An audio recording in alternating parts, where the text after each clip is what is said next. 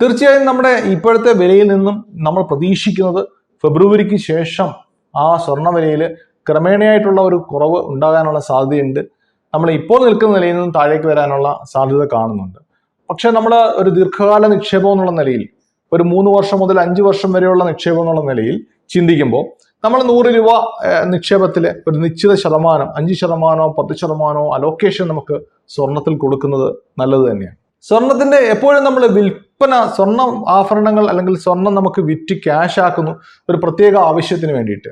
അങ്ങനെ ഒരു തീരുമാനമെടുക്കുമ്പോൾ തീർച്ചയായിട്ടും നമുക്ക് ആലോചിക്കാവുന്ന കാര്യമാണ്, സ്വർണത്തിന്റെ ഏറ്റവും ഉയർന്ന വിലയിൽ വിൽക്കാൻ സാധിക്കുമെങ്കിൽ അത് ഒരു നല്ല കാര്യം തന്നെയാണ്. സ്വർണ്ണവില നമുക്ക് ആവശ്യങ്ങൾക്കനുസരിച്ച്, ഓരോ വ്യക്തിയുടെയും ആവശ്യങ്ങൾക്കനുസരിച്ച് വേണം അത് തീരുമാനമെടുക്കുവാൻ. ഏതാവശ്യത്തിന് എന്നുള്ള തീരുമാനം എടുക്കണം. അങ്ങനെ ഒരു ആവശ്യം വന്നാൽ നമുക്കത് വിൽക്കാൻ പറ്റും. തീർച്ചയായിട്ടും വിറ്റ് അത് എൻകാഷ് ചെയ്യാൻ, ലിക്വിഡേറ്റ് ചെയ്യാൻ പറ്റും. കാരണം സ്വർണ്ണവില ഒരിക്കലും ഒരു സ്ട്രെയിറ്റ് ലൈനായിട്ട് പോകുന്ന ഒന്നല്ല. അതിൽ കയറ്റിറക്കങ്ങൾ ഉണ്ടായിട്ടുണ്ട്. 2012-ലും 2013-ലോ 2014-ലോ ഒക്കെ പിക്ചറുകൾ നമുക്ക് നോക്കിയാൽ, പരിശോധിച്ചാൽ നമുക്ക് കാണാൻ സാധിക്കും. 2013-ൽ ഏറ്റവും ഉയർന്ന വിലയിൽ നിന്നും അന്താരാഷ്ട്ര വിപണിയിൽ താഴെ വന്നിട്ടുണ്ട്.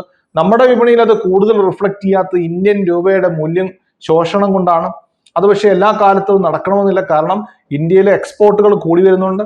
അതോടൊപ്പം തന്നെ റുപ്പി, നമ്മുടെ ഫോറക്സ് റിസർവ് വളരെ കൂടുന്നുണ്ട്.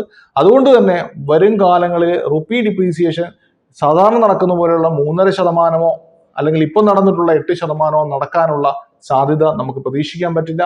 അങ്ങനെ വന്നാൽ സ്വർണം ദീർഘകാലത്തിലേക്ക്, അല്ലെങ്കിൽ നമുക്കത് കയറി ഒരേപോലെ പോകണമെന്നില്ല, നമുക്ക് താഴേക്ക് വരാനുള്ള സാധ്യതയും ഉണ്ട്. സ്വർണ്ണവില കുറയുമെന്നാണ് രതീഷ് കണ്ണങ്കര പറയുന്നത്. പക്ഷേ ചുട്ടുപൊള്ളിച്ചുകൊണ്ട് കുതിച്ചു പായുകയാണ് സ്വർണ്ണവില. ചരിത്രത്തിലാദ്യമായി ലക്ഷത്തിന്റെ പകിട്ടിൽ മുങ്ങിക്കുളിച്ചിരിക്കുന്നു സ്വർണ്ണവില. തൊട്ടാൽ പൊള്ളുന്ന തരത്തിലുള്ള സ്വർണത്തിന്റെ ഈ കുതിപ്പിന് കാരണം എന്താണ് എന്നാണ് നാം അന്വേഷിക്കുന്നത്. 1/2 നിന്ന് 1 ലക്ഷത്തിലേക്കുള്ള സ്വർണത്തിന്റെ കുതിപ്പ് കണ്ട വർഷമാണ് കടന്നു പോകുന്നത്. ഈ വർഷം അവസാനിക്കാൻ ദിവസങ്ങൾ മാത്രം ബാക്കി. ഈ വർഷം ഇതുവരെ മാത്രം 1 പവൻ സ്വർണത്തിന് 45,000 രൂപ വരെ വർദ്ധിച്ചിട്ടുണ്ട്. സ്വർണത്തിന് കൂടിയ തുക മാത്രം 1/2 ലക്ഷമാകുമെന്ന അപൂർവതയ്ക്ക് കൂടി ഈ വർഷം സാക്ഷ്യം വഹിക്കുമോ എന്നാണ് ഇനി കണ്ടറിയേണ്ടത്. ഇനിയും രാജ്യാന്തര വിപണിയിൽ വില കൂടുമെന്ന സൂചനയാണ് ലഭിക്കുന്നത്. അതിനനുസൃതമായി കേരളത്തിലും വിലയിൽ വർധനമുണ്ടായേക്കും. സ്വാഭാവികമായും സ്വർണത്തിൽ നിക്ഷേപം വർദ്ധിക്കാനും സാധ്യതയുണ്ട്. സ്വർണത്തിന് ഡിമാൻഡ് വർദ്ധിക്കുന്നതിനനുസരിച്ച് ലാഭമെടുപ്പും കൂടാം. എന്തൊക്കെയാണ് സ്വർണവിലയെ സ്വാധീനിക്കുന്ന ഘടകങ്ങൾ? അത് വരും ദിവസങ്ങളിൽ സ്വർണവിലയെ എങ്ങനെ സ്വാധീനിക്കും? ഇതെല്ലാം അറിയണമെങ്കിൽ വിപണിയിൽ സ്വർണവിലയെ ബാധിക്കുന്ന ട്രെൻഡുകൾ കൂടി മനസ്സിലാക്കണം. നിലവിലെ സാഹചര്യത്തിൽ അമേരിക്കൻ ഫെഡറൽ റിസർവിന്റെ പലിശ നിരക്ക്, US വെനസ്വേല, റഷ്യ ഉക്രൈൻ സംഘർഷങ്ങൾ, വിപണികളിലെ തകർച്ച എന്നിവയെല്ലാം രാജ്യാന്തര സ്വർണവിലയെ സ്വാധീനിക്കുന്നുണ്ട്. ഇന്ത്യയിലാണെങ്കിൽ ഡോളറിനെതിരെ ഇന്ത്യൻ രൂപയുടെ മൂല്യ തകർച്ച ഒരു പ്രധാന ഘടകമാണ്. ഫെഡറൽ റിസർവ് പലിശ നിരക്ക് കുറയ്ക്കുമെന്ന സൂചനയും US വെനസ്വേല സംഘർഷം രൂക്ഷമാകുന്നതും റഷ്യ ഉക്രൈൻ സമാധാന ശ്രമങ്ങൾ എങ്ങുമെത്താത്തതും ഓഹരി, ബോണ്ട്, കറൻസി വിപണികൾ തളരുന്നതിനനുസരിച്ച് സുരക്ഷിത നിക്ഷേപമായ സ്വർണത്തിലേക്ക് നിക്ഷേപകർ ചുവടുമാറ്റുന്നതും വില വർധനയ്ക്ക് കാരണങ്ങളാണ്. എപ്പോഴും ആർക്കും ആശ്രയിക്കാവുന്ന ഒരു നിക്ഷേപമാണ് എല്ലാ കാലത്തും സ്വർണം.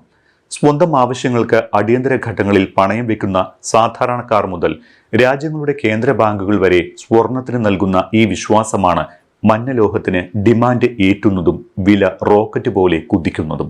കഴിഞ്ഞ 25 വർഷത്തെ ചരിത്രത്തിൽ സ്വർണം നഷ്ടത്തിലായത് 2 വർഷങ്ങളിൽ മാത്രമാണ് എന്നതാണ് സ്വർണത്തിന്റെ പ്രത്യേകത. ഈ വർഷം ഉണ്ടായതുപോലൊരു വർധനവും മുൻപ് 2 തവണ മാത്രമേ സംഭവിച്ചിട്ടുള്ളൂ. അതും പ്രത്യേക കാലയളവിൽ മാത്രം. വർധനവ് മാത്രമുണ്ടായ 2025 പോലൊരു വർഷം അപ്പോഴും ഉണ്ടായിട്ടില്ല. കഴിഞ്ഞ 5 വർഷത്തിനിടെ ഏറെയും കുറഞ്ഞും 60,000 രൂപയോളം 1 പവനിൽ മാത്രം മാറ്റം വന്നിട്ടുണ്ട്.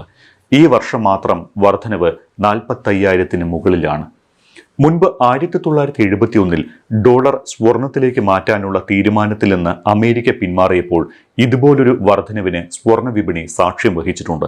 പിന്നീട് 1979-ൽ ഇറാനിലെ ആഭ്യന്തര പ്രതിസന്ധിയും അതേ തുടർന്നുള്ള ക്രൂഡ് ഓയിൽ വില വർധനവും സ്വർണവിലയ്ക്ക് തീപിടിച്ചു. പിന്നീട് പലപ്പോഴും യുദ്ധവും ഭൗമരാഷ്ട്രീയ പ്രതിസന്ധികളും വരുമ്പോഴെല്ലാം സ്വർണവില കൂടിക്കൊണ്ടേയിരുന്നു. കഴിഞ്ഞ 2 വർഷത്തിനിടെ മാത്രം ഇരട്ടിയിലേറെ വില വർദ്ധിച്ചിട്ടുണ്ട്. ഈ മാസം ആദ്യം ഫെഡറൽ റിസർവ് പലിശ നിരക്കിൽ 0.5% കുറവ് വരുത്തിയിരുന്നു. പലിശ ഇളവ് ഇനിയും ഉണ്ടാകുമെന്ന് US കേന്ദ്ര ബാങ്ക് ചെയർമാൻ പ്രഖ്യാപിക്കുകയും ചെയ്തതോടെ വിപണി അനിശ്ചിതത്വത്തിലായി. ഇതോടെ സ്വർണ്ണവില പിടിവിട്ട് മുകളിലേക്ക് കുതിച്ചു.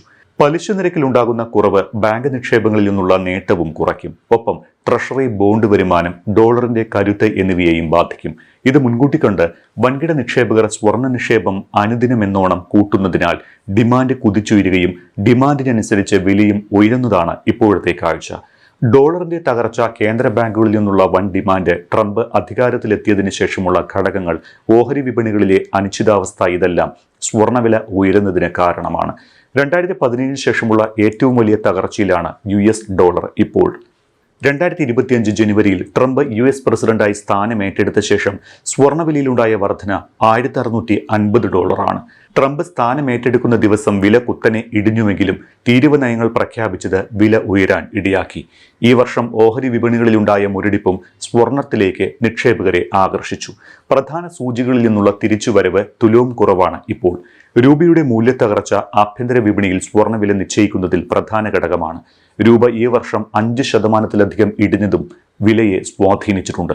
അതുകൊണ്ട് തന്നെ രാജ്യാന്തര ഓഹരി വിപണിയും അമേരിക്കൻ സാമ്പത്തിക നയങ്ങളും അന്താരാഷ്ട്ര രാഷ്ട്രീയ സാഹചര്യങ്ങളും സംഭവ വികാസങ്ങളും നയതന്ത്ര പ്രതിസന്ധിയുമെല്ലാം ഇനിയും സ്വർണ്ണവിലയെ സ്വാധീനിക്കും.